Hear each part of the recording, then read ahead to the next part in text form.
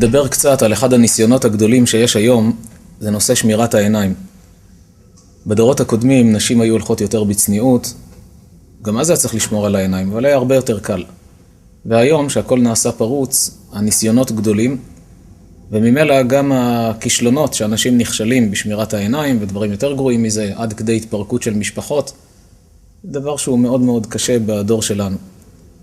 אבל כל אדם שרוצה לתקן משהו אצלו, חשוב שילמד את הנושא. כמה שילמד את החשיבות של הדבר, כך יהיה לו יותר כוחות. למשל, ניקח את מידת הכעס, שהיא מידה מאוד קשה. אדם שהוא כעסן, קשה לו מאוד לתקן אותה. בספר פלא יועץ כותב עצה נפלאה. על הכעס, כשהוא מדבר על הכעס, הוא נותן עצה נפלאה. הוא אומר, אדם שרוצה לתקן את מידת הכעס, שיתחיל לכתוב מאמרים בגנות הכעס. שיאסוף מדברי חז"ל, יוסיף רעיונות ששמע בשיעורים, יעשה לעצמו כמו איזה מחברת, שבה הוא כותב כל הזמן את החסרונות של הכעס, כל יום שיוסיף כמה דברים.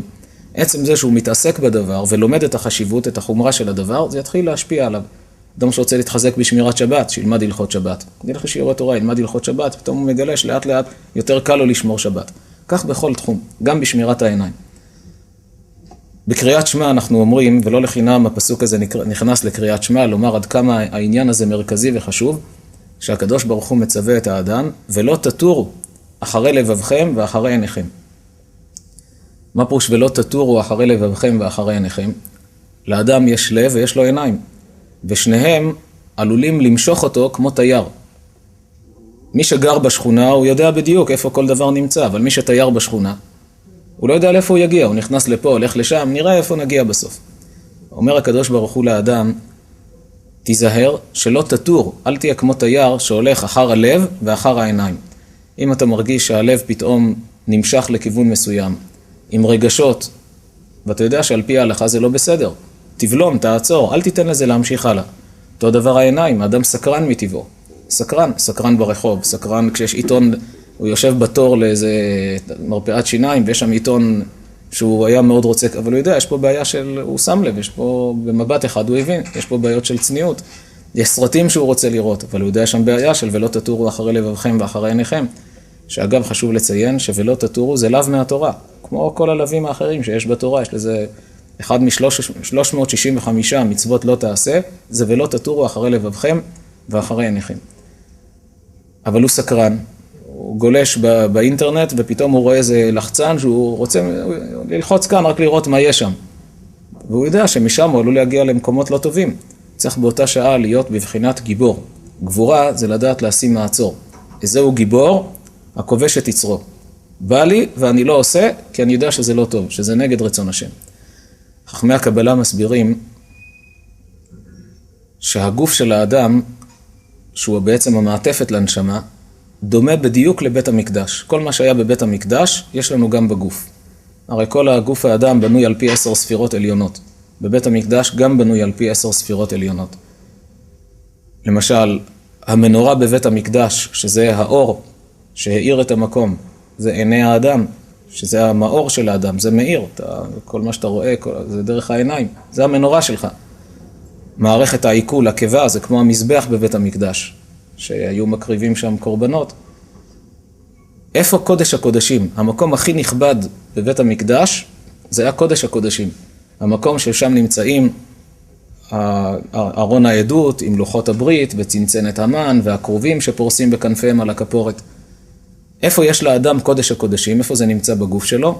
זה המוח. המוח של האדם שהוא מקום משכן הנשמה, זה קודש הקודשים של הגוף. מה הם השערים של הכניסה למוח? העיניים והאוזניים.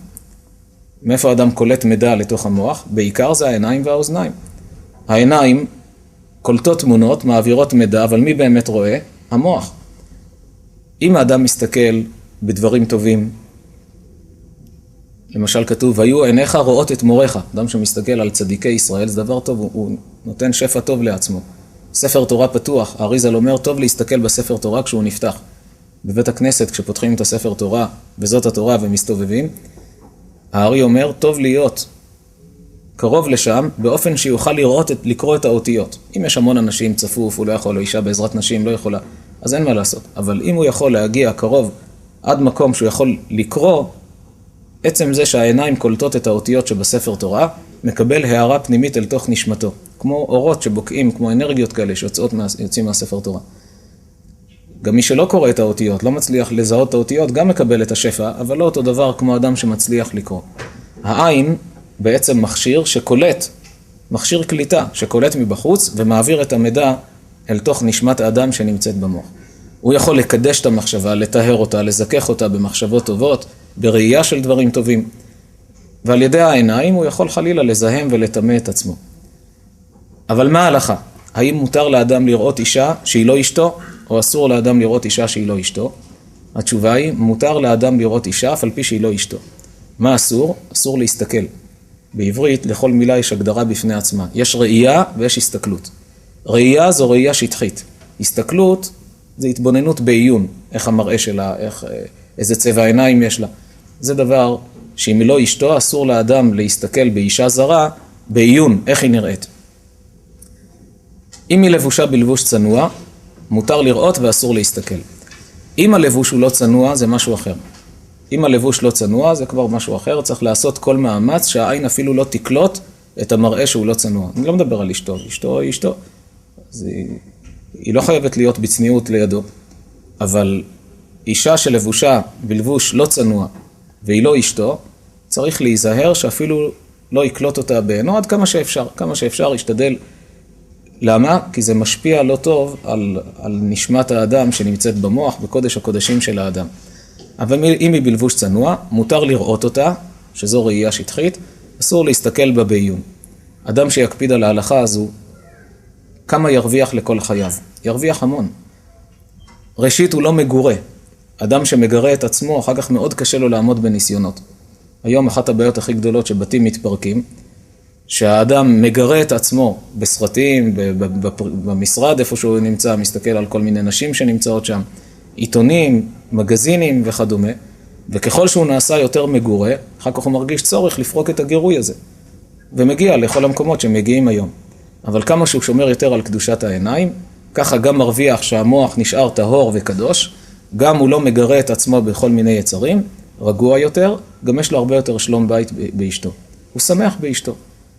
זה אדם שיכול בליל שבת לעמוד ליד השולחן ולשיר את אשת חיל מי ימצא, ולומר בפה מלא על אשתו, רבות בנות עשו חיל ואת עלית על כולנה. הוא באמת מרגיש ואת עלית על כולנה. למה? כי הוא לא מגרה את עצמו בכל מיני תמונות של נשים אחרות ומראות שמסבכות לו את הראש בסופו של דבר. כמה שהוא מקדש ומטהר את עצמו זוכה להגיע לגדולה. זה שייך לעיקר הדין. יש חומרות. תמיד צריך לדעת מה ההלכה ומה החומרה. מה שדיברנו עכשיו זו ההלכה. חומרה זה שייך כבר לגדולי ישראל, כמו הבבא סאלי, הרב ישראל אבוחצירא, שקידש את עצמו כל כך, עד שחוץ מאשתו ובנותיו, לא היה נותן לעצמו לראות שום אישה אחרת. לא היה מקבל קהל נשים בכלל. כשהיה צריך לצאת לרחוב, תמיד היה עם הגלימה, או שהיו מקיפים אותו, היה נזהר תמיד שלא לראות שום אישה אחרת, אפילו לא ראייה של אישה צנועה. צנועה, ואתה רואה אותה בשטחיות, גם לא. קידש את עצמו, אבל הוא זכה להגיע למצב, אדם שמקדש את עצמו ברמות כאלה, זוכה להגיע לדרגה שהראייה שלו הופכת להיות רוחנית. הוא נמצא בתוך גוף, וכאילו שאין לו גוף.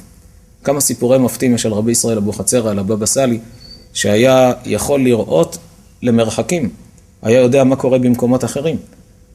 איך הוא הגיע למצב כזה? כי הנשמה של האדם היא רוחנית. היא נמצאת בתוך הגוף, הגוף סוגר אותה, כובל אותה. אבל ברגע שהוא מקדש את עצמו, מקדש את הראייה, יכול לראות למרחקים. סיפרה לי אישה, לאחר שבנה הגיע לישיבה, לפני מספר שנים, הוא הגיע אלינו לישיבה להתארח עם עוד 2 חברים. וכששאלתי לשמותיהם, אמר ששמו סלי. שאלתי אותו אם סלי זה קיצור של ישראל. הוא אמר שלא, כך קוראים לו, בברית קראו לו סלי. ואלה שאיתו אמרו לו תספר, אז הוא סיפר, אבל אחר כך שמעתי יותר בהרחבה מהאימא את הסיפור הזה. היא מספרת שהוריה עלו ממרוקו, אנשים צדיקים, יראי שמיים, הכרתי אותם לאחר מכן. והיא, כמו הרבה, ירדו מהתורה, מהמצוות. לילה אחד היא חולמת בתור אישה נשואה. היא רואה רב זקן שהיא לא מכירה, עם גלימה, שאומר לה בחלום, קוראים לי בבא סאלי, אני מבקש תבואי אליי. זה היה עוד בזמן שהוא היה חי, לפני יותר מ-20 שנה. אני מבקש שתבואי אליי. היא לא התייחסה, לא שמעה אף פעם את השם הזה בבא סאלי. חיה בעולם שלא התייחסו לשם הזה, לא הכירה את השם הזה. ידעו, אחרי שהוא נפטר, הוא התפרסם עוד יותר מחייו. אבל אז היא לא הכירה. בלילה השני, שוב הוא בא בחלום ואומר לה, קוראים לי בבא סאלי, אני מבקש שתבואי אליי. לא התייחסה. בלילה השלישי נזף בה. אמרתי לך שתבואי, למה את לא באה? קמה בבוקר קצת מבוהלת, בדרך לעבודה נכנסה לבית של האמא שלה, גרה רחוב ליד. אמרה לה, אמא, יש איזה רב שקוראים לו בבא סאלי? האמא נזפה בה, בטח שיש, איך את לא מכירה? פה לידינו, בנתיבות, בבאר שבע היו גרים. מה קרה? אז היא מספרת לה, חלמתי אתמול, שלשום. האמא אמרה לה, הוא קורא לך ואת לא באה? תכף קיבתה את הגז, האמא הייתה באמצע בישולים, קיבתה את הגז, בואי נלך. לקחה אותה, עלו לאוטובוס, הגיעו לנתיבות, עלו לביתו של הבבא סאלי. כשנכנסו, בחדר ההמתנה היו רק גברים, הרב לא היה מקבל נשים, רק גברים. אז הגברים אמרו להם, ראו שתי נשים נכנסות, אמרו להם, סתם באתם. הרב לא מקבל נשים, אז חבל שטרחתם. אז היא אומרת, עניתי להם, הוא הזמין אותנו. זה היה רק חלום, אבל כך היא ענתה, הוא הזמין. טוב, הוא הזמין, תשבו. ישבו, הדלת נפתחה, היה תור. והשמה של הרב היה בחדר הפנימי, יחד עם האדם שהיה, פתח את הדלת ויצא, תוך כדי שהוא מדבר. הוא אומר, הרב אמר שאנשים ייכנסו ראשונות. לא היה שם טלוויזיה, מעגל סגור. הוא נמצא בחדר הפנימי, והוא אומר לשמש, תגיד לנשים שבחוץ שייכנסו. הוא כבר יודע מי נמצא שם. נכנסו שתיהן, עקפו את התור, נכנסו שתיהן. היא אומרת, הוא לא הסתכל לכיוון שלנו, לא העיף מבט. הכיוון שלו, הראש שלו היה לכיוון השולחן, והכובע של הגלימה מכסה את עיניו עד למטה. והוא אומר שהוא אמר לה בערבית, במרוקאית, ביתי קראתי לך, למה לא באת? אני קראתי לך לפני שהספיקה לענות. הוא אומר לה, קראתי לך כדי לומר לך שאת בקרוב תהרי, יהיה לך בן. אני מבקש שתקראי אותו על שמי. אבל בעיקר מה שרציתי שתבואי, כדי להזהיר אותך מראש. תתחילי להקפיד מהיום על טהרת המשפחה, תתחילי ללכת למקווה, שבת, עם הדלקת נרות, מה שצריך, וכל יום שישי תכיני בצק עם כמות שאפשר לעשות מזה הפרשת חלה, ותפרישי חלה בכל יום שישי. היא אומרת, יצאו משם, הרגישה שהעולם מסתחרר סביבה. ממש ככה. אותו בחור, היום ברוך השם מבריח, תלמיד חכם, אז הוא לא היה דתי, כשהוא הגיע לבקר בישיבה, האמא סיפרה לי שכשבתור נער, כשהוא היה לפעמים עושה שטויות, היא הייתה צועקת עליו, אתה נולדת מברכתו של הצדיק הזה, איך אתה מתנהג? באמת קרא לו סאלי, זה הבחור שאפשר לפגוש אותו, לדבר איתו. את הסיפור הזה שמעתי מבעלת המעשה, היא עצמה שמעידה. אדם שמקדש את עצמו, יכול להגיע לדרגות כאלה, שהוא נמצא כאן, הוא רוצה להזמין מישהו, לא צריך פקס, לא צריך טלפון, יכול לבוא בחלום ולהזמין שיבואו. הוא יושב פה, יודע מה קורה בחדר השני. כי הנשמה עצמה היא רוחנית, הנשמה עצמה היא לא מוגבלת. הרי כל נושא החלומות הוא דבר פלאי. בכלל, כל נושא החלומות, אדם שחולם חלום ורואה מה קורה במרחקים, אנשים היום מעידים סיפורים על עצמם, אנשים פשוטים. חז"ל אומרים שיש שני סוגי חלומות, חלום אמיתי וחלום שהוא רק פריקה של רגשות. יש כללים איך לזהות את הדברים. אבל יש חלום שאדם חולם ויודע מה קורה במרחקים. זה לבד מראה שהאדם עצמו הוא רוחני מאוד גבוה. בשניות הוא יכול לראות תהליך של שנים.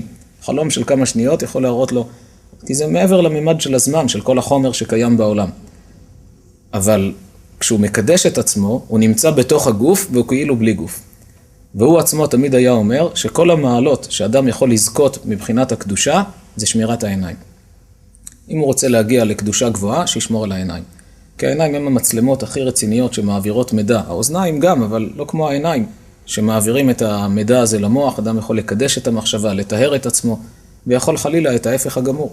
וכשהוא שומר על העיניים, ממילא שומר גם על הברית. הרבה יותר קל לשמור על הברית. אדם שומר על הברית נקרא צדיק. על יוסף, למה יוסף נקרא בשם צדיק? כי הוא עמד בניסיון של אשת פוטיפר, ועליו נאמר, וצדיק יסוד עולם. כמה שאדם מקדש את עצמו בשמירת העיניים, שמירת המחשבה, שמירת הברית, ועוסק בתורה, ממלא את עצמו בתורה, לאט לאט זוכה להגיע לגבהים רוחניים, ונאחל לכולנו שנזכה באמת להגיע לשלמות הראויה. תודה רבה.